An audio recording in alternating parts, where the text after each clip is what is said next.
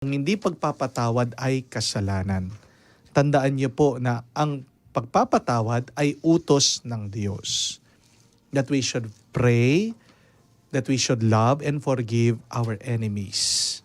Kung hindi mo kayang gawin yun, ikaw ang nagkakasala. Kaya nga ikaw ang pumunta sa kumpisal at ikumpisal mo yung iyong kasalanan. Yan po yung una. Pangalawa, ano man ang palagi nating iniisip, yan ang ating nararamdaman.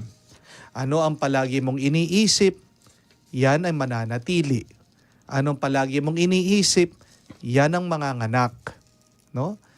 So, our thoughts become our words becomes our actions become our habit becomes our character. Your character will become your destiny. Kaya nga po, harinawa, pinagdarasal ko po na kayo ay pumunta sa kumpisalan at pagkatapos nun, kayo po ay pagkatapos yung mangumpisal, pagpatuloy niyo pong pananalangin at gumawa kayo ng good memories. Diyan lang matatakpan at makakalimutan niyo yung nangyari. Kung naghahanap kayong perpektong tao, no? Kailangan nyo munang mamatay para makapunta kayo sa langit. Dahil nandun na yung mga banal, mga perpektong tao. Okay? Wala kayong makikitang perpektong tao dito sa mundo. Kaya kasama yan sa pagmamahal, hindi ka makakapagmahal kung hindi ka marunong magpatawad. Paano magpatawad? Kailangan tandaan mo din na ikaw ay makasalanan. Ang kasalanan mo, hindi ka marunong magpatawad. No? Humingi ka ng tulong sa Diyos para magpatawad at gumawa kayo ng bagong new memories, new loving memories para makalimutan mo na.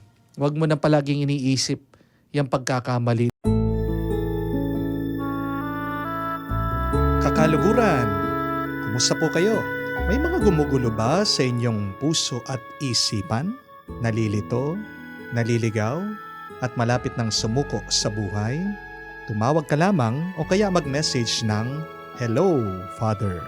Ako po ang iyong host, si Reverend Father Joel Jomarsos P. Gatus, ang sasagot sa inyong mga katanungan sa buhay sa tulong ng gabay ng Banal na Espiritu sa pamamagitan ng programang Hello, Father. Ito po ay tuwing Lunes, alas 12 ng tanghali hanggang 1:00 ng hapon. Dito lamang sa DWBL 91.9 Bright FM.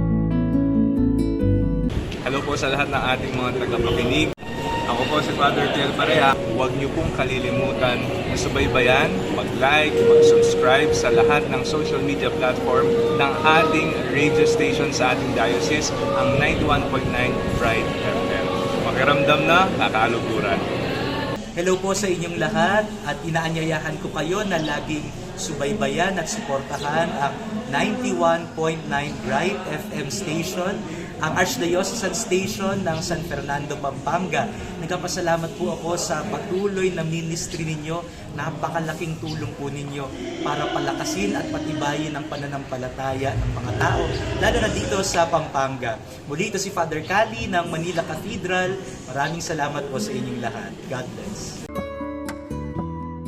Feel at home tayo dito. Enjoy life at Bright FM 91.9. Friends tayo.